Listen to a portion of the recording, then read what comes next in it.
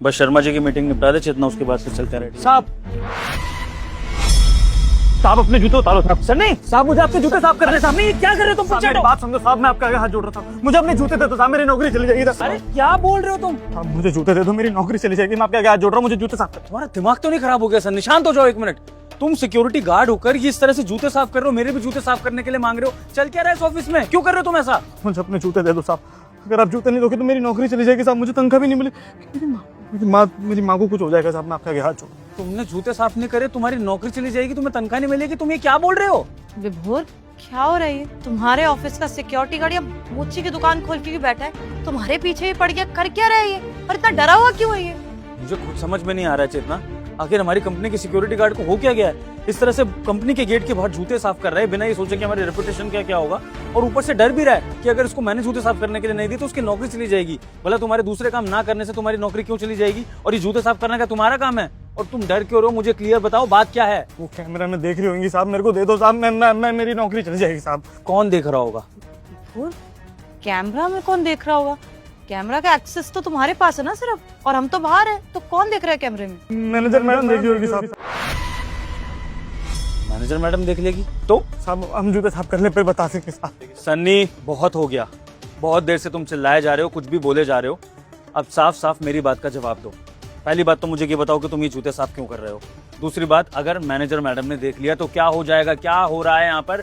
मुझे ढंग से समझाओ। सब देख लेगी। सन्नी तुम्हारा ओनर तुम्हारे सामने खड़ा है जो सबको सैलरी देता है, ये कंपनी मेरी है, और मेरी कंपनी में अगर कुछ गलत हो रहा है तो मैं नहीं पूछूंगा तो कौन पूछेगा? क्या मुझे जानने का हक नहीं है? मेरे से बड़ी हो गई क्या मैनेजर मैडम? मुझे बताओ कि तुम मैनेजर मैडम से क्यों डर रहे हो? साहब पहले आप हमसे वादा कीजिए साहब कि आप हमारी नौकरी बचाएंगे और हमें नौकरी से नहीं निकलने देंगे साहब। सन्नी मैं यहाँ पर खड़ा हूँ, मैं तुमसे सच्चाई जानना चाहता हूँ, तो मैं तुम्हें नौकरी से क्यों निकालूंगा? मैं तुम्हें लेकर कंसर्न हूँ, तभी तो तुमसे पूछ रहा हूँ कि तुम इस तरह से जूते क्यों साफ कर रहे हो। भला मैं तुम्हें नौकरी से क्यों निकालूंगा? साहब पहले अपने साहब की कसम खाओ साहब। ठीक है, मेरी बीवी की कसम, तुम्हें नौकरी से नहीं निकालूंगा। अब मुझे सच्चाई बता रहे हो कि नहीं? वो मैनेजर मैडम ने मेरे को सजा दी है साहब कि इस ऑफिस में जितने भी लोग काम करते हैं, जो भी लोग आएंगे, सबके जूते साफ करने।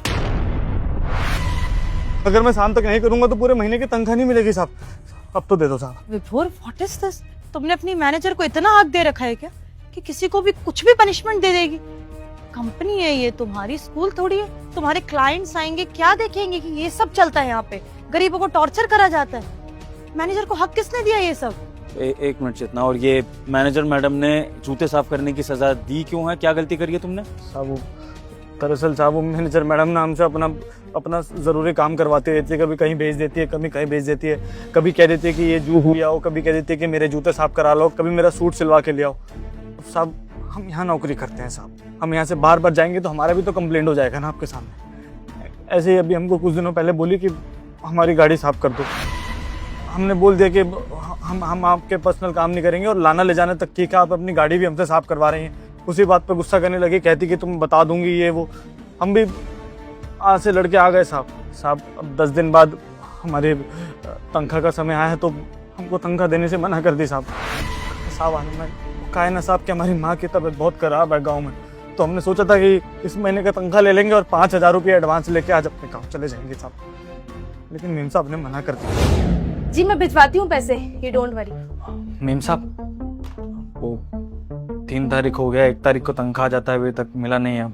गांव भेजना है मीम साहब, वो माँ की तबीयत खराब है। गाड़ी साफ करेगी? हाँ नहीं मीम साहब। नहीं की थी ना, तो सैलरी नहीं है, चल भाग यहाँ से। मीम साहब ऐसा मत करिए, मेरी माँ की तबीयत खराब है, गाँव मुझे जाना है। आपके आगे हाथ जोड़ रहा हूँ मीम साहब, वो मर जाएगी वहाँ पे। मैं क्या करूँ? तेरी माँ मरती है तो मर जाए, मैंने तेरी माँ का ठेका लिया है। हाँ 4 बजे की ट्रेन है, मैंने ठेका लिया है तेरा। मीम साहब मैं अभी कर देता हूँ मीम साहब, लाओ मुझे चाबी दो। चाबी ना ना ना ना, अब तू गाड़ी साफ नहीं करेगा, अब तू करेगा पूरे ऑफिस के लोगों के जूते साफ। समझ में आया? जा ऑफिस के गेट के मेन गेट के बाहर बैठ जा, और वहां पे जाके ना सबके जूते साफ करेगा तू बारी बारी से। और जब सबके जूते साफ हो जाएंगे ना, उसके बाद एंड में मैं तुझे तेरे पैसे दे दूंगी। चला जाइए अपनी माँ के पास अस्पताल इलाज कराना, ठीक है?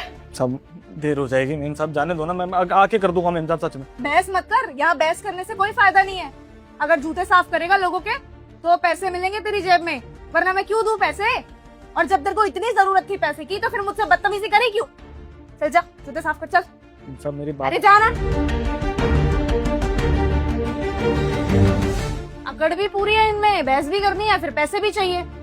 ये बनेंगे सिक्योरिटी गार्ड। साहब हम उनके आगे हाथ जोड़े, हम बोले कि साहब हमको पैसा दे दो, हमको गाँव निकलना है, हमारी माँ की तबीयत खराब है साहब, वो कोई इंजेक्शन लगना है उनको, 25,000 रुपये का इंजेक्शन है साहब, वो लगवाना बहुत जरूरी है और हमको पैसा वैसा भेजना वूजना नहीं आता, तो हम गांव जाने की सोच रहे हैं, उनको वो इंजेक्शन लगवा देंगे तो हमारी माँ ठीक रहेगी, नहीं तो पूरा शरीर में पता नहीं कुछ जहर सा फैलने का बोल रहे थे डॉक्टर साहब, अगर वो इन्फेक्शन फैल गया तो दिक्कत हो जाएगा साहब। आप वो मेरे को बोलिए कि अगर तेरे को तनख्वाह चाहिए तो एक काम कर, जितने भी कंपनी में आए लोग बाग उनके सबके जूते साफ कर दे, फिर शाम को तेरी तनख्वाह मिल जाएगी। साहब अगर शाम को तनख्वाह मिल गई ना तो मैं अपनी माँ के पास कल चला जाऊँगा, कोई बात नहीं, मैं ऐसे ही चला जाऊँगा जैसे भी पहुँचना होगा, लेकिन अभी उन्होंने जो बोला है वो कर रहा हूँ साहब, मेरे को मेरी तनख्वाह चाहिए साहब, मेरी माँ बच जाएगी, मेरी माँ के अलावा कोई नहीं है साहब। सन्नी तुम्हारे साथ इतना कुछ गलत हुआ और तुमने अपने बॉस को बताना जरूरी नहीं समझा, तुम मैनेजर से इतना डर गए कि तुम अपनी ड्यूटी से एक्स्ट्रा ड्यूटी करने लगे जूते साफ करने की। सन्नी अगर तुम्हारी माँ तुम्हें इस हाल में देख ले तो क्या सोचेंगी वो कि उनका बेटा इस तरह से दुखों में काम कर रहा है। और सन्नी मुझे तो ये समझ में नहीं आ रहा है कि मैनेजर की पावर इतनी बड़ी हो गई है कि कंपनी के ओनर को बात नहीं पता है लेकिन कंपनी की मैनेजर से डरा जा रहा है, वो तुम्हें नौकरी से निकाल देगी इस बात का डर है, लेकिन मुझे सच्चाई बताने से तुम डर रहे हो। अरे अगर तुमने मुझे पहले सच्चाई बता दी होती ना सन्नी तो ये सब तुम्हें अभी करना नहीं पड़ रहा होता। पता नहीं क्या हो गया तुम लोगों को। सन्नी अपने लिए खुद आवाज उठानी पड़ती है और अगर नहीं उठाओगे ना तो लोग इस तरह से तुम्हें दबाते रहेंगे। साहब बोले थे साहब हम ये करवा रहे हैं। शांत हो जाओ।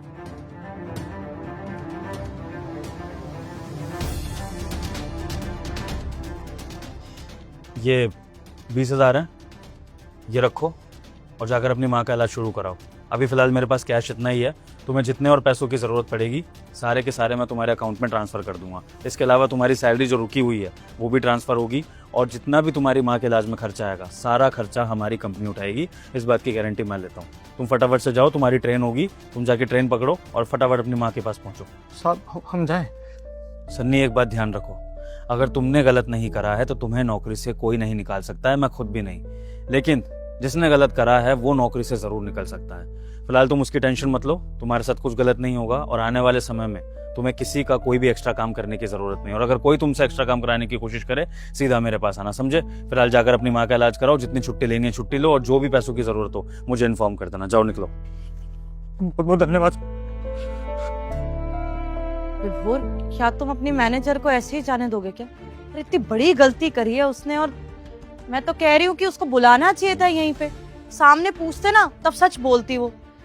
चलो कोई नहीं, उस गार्ड का जाना भी ज्यादा जरूरी था। एक काम करे, तुम्हारे कैबिन में चलते हैं, वहाँ पे बुलाओ मैनेजर को और सुनाओ अच्छी खासी। मैं तो कह रही हूँ जॉब से निकालो, क्या हरकत है ये? जितना कैबिन में जाने की जरूरत ही नहीं है क्योंकि मैनेजर साहिबा को यहीं पर बुलाया जाएगा और यहीं पर उनसे बातचीत करी जाएगी। हाँ हिमांशी, जरा मेन गेट पे आना, अभी आओ फटाफट, मैं वेट कर रहा हूँ।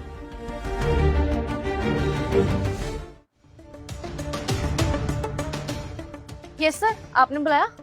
जी मिस हिमांशी, आप ये मेरे शूज देख रही हैं? Yes sir. थोड़े से गंदे लग रहे हैं ना? उसमें क्या है सर, आप वॉश करवा सकते हैं अपने घर पे। नहीं, मैं चाहता हूँ कि ये शूज आप साफ करें। तो एक काम करिए, यहाँ पर ये शू ब्रश रखा है, ये शू ब्रश उठाइए और मेरे शूज साफ कर दीजिए फटाफट। सर आप मजाक कर रहे हैं ना? मैं मजाक के मूड में नहीं हूँ हिमांशी, अगर आप अपनी जॉब बचाना चाहती हैं तो जैसा आपका बॉस आपको करने के लिए कह रहा है आपको कर लेना चाहिए, अदरवाइज ऐसा ना हो कि अगले ही पल आपके पास आपकी जॉब ना हो। सर ये सब क्या है? मैं मैनेजर हूँ इस कंपनी की और आप एक मैनेजर को जूते साफ करने के लिए बोल रहे हैं। सर अगर मुझसे कोई गलती हुई है तो आप मुझे ऐसे बता सकते हैं ना, जो थोड़ा गलत तरीका है ना सजा देने का। और एटलीस्ट आप मुझे एक बार बताएंगे तो हो सकता है कि मैं दोबारा गलती का मौका ही ना दूं आपको। पर इस तरह सभी लोगों के सामने ऑफिस में जूते साफ करवाना, वो भी मैनेजर से, ये तो बहुत ही ज्यादा डिसरिस्पेक्टफुल है ना सर। और मैं कंपनी का बॉस हूँ मिस हिमांशी, और अगर मुझसे कोई क्वेश्चन करेगा तो मैं उसके क्वेश्चन नहीं सुनूंगा, मैं फैसला लूंगा उसको कंपनी से बाहर निकालने का। लगता है आपको अपनी EMIs भरनी नहीं है, तो कोई बात नहीं, इस महीने की सैलरी भी जाएगी आपकी और जॉब भी। आप जा सकती हैं, मत करिए शूज पॉलिश, जाइए जाइए जाइए।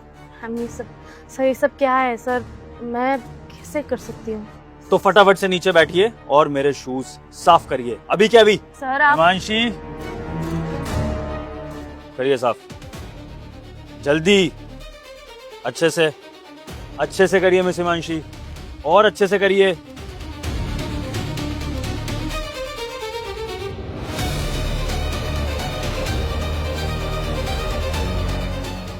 गॉड, कुछ भी करना नहीं आता आपको, पता नहीं कैसे शूज साफ कर रही हैं।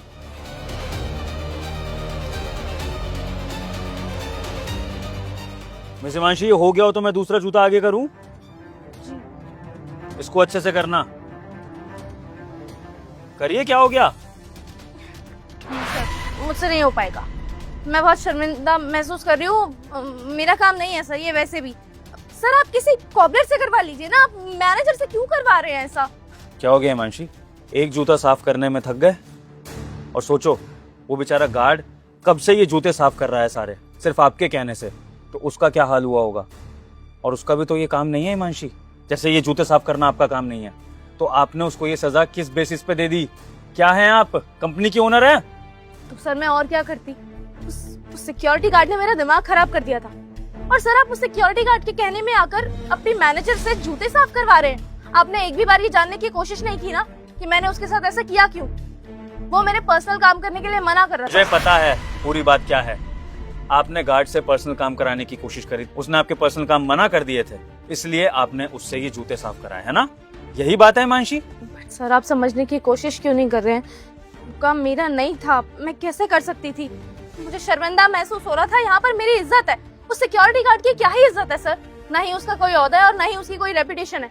लेकिन मैं एक रेपुटेटिव जॉब करती हूँ, यहाँ पर मैनेजर हूँ, लाखों की सैलरी उठाती हूँ। मैं अपने बॉस के जूते साफ करती हुई अच्छी नहीं दिखूंगी सर, इसलिए आई एम सॉरी। आपका यही भ्रम दूर करने के लिए ना मैंने आपसे शूज पॉलिश कराए हैं, ताकि आपके दिमाग में जो ये फितूर है ना कि आप बड़े हैं तो आप कुछ भी कर सकते हैं और अपने से छोटे पोस्ट वाले से कुछ भी करा सकते हैं, तो ऐसा नहीं है मिस हिमांशी। इस कंपनी में मैनेजर हो या गार्ड, सबकी बराबर रिस्पेक्ट है और कोई भी किसी को इस तरह से टॉर्चर या हैरेस नहीं कर सकता है। और रही बात आपके पर्सनल काम ना करने की मिस हिमांशी, तो अगर आपको अपने पर्सनल काम कराने का इतना ही शौक है तो अपने साथ अपना एक सेक्रेटरी या अपना गार्ड लेकर आइए। ये कंपनी का गार्ड है और ये सिर्फ कंपनी के काम करेगा। जब वो मेरे पर्सनल काम नहीं करता तो फिर आप कौन होती हैं, किस हक से आप उससे पर्सनल काम करा रही हैं? मिस हिमांशी, एक बात मेरी ध्यान रख लीजिए, अगर आप कंपनी के रूल्स के अकॉर्डिंग नहीं काम करेंगी तो मुझे आपको निकालने में 2 मिनट नहीं लगेंगे। बाहर में जाए एक्सपीरियंस, बाहर में जाए आपकी सर्विसेज। मुझे अपनी कंपनी में पहले अच्छा माहौल चाहिए, एक दूसरे के साथ अच्छा बिहेवियर चाहिए, और अगर ये मुझे नहीं मिल सकता है तो मुझे ऐसे एम्प्लॉयज अपनी कंपनी में नहीं चाहिए। Got it? Yes sir. शायद आप जो मुझे समझाने की कोशिश कर रहे हैं समझ रही हूँ मैं।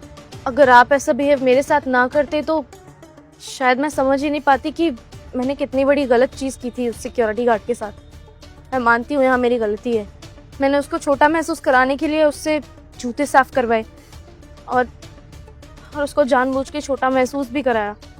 लेकिन आज मुझे समझ आ गया है, इज्जत का हकदार हर कोई होता है, चाहे वो कंपनी का मैनेजर हो या सिक्योरिटी गार्ड। मैंने उसके साथ किया, वो गलती थी मेरी, लेकिन आगे से मैं उसके क्या किसी के भी साथ ऐसा नहीं करूँगी, क्योंकि इज्जत कभी भी ओहदा देखकर नहीं देनी चाहिए। माफ़ करना। और ये सैलरी वाला डिपार्टमेंट भी मैं आपसे छीन रहा हूँ, क्योंकि जिस तरह से आप ये राइट्स का मिसयूज कर रही है ना कि किसी की भी आप सैलरी रोक लेती हैं अपने पर्सनल ग्रज निकालने के लिए, तो ये मैं बर्दाश्त नहीं कर सकता हूँ। हर एम्प्लॉय को 30 तारीख को सैलरी उसके अकाउंट में मिल जानी चाहिए, और उसको रोकने वाला बहुत बड़ा कल्प्रिट होगा, चाहे वो मैं ही क्यों ना हूँ। तो आइंदा से ये सैलरी का डिपार्टमेंट भी आपका नहीं है।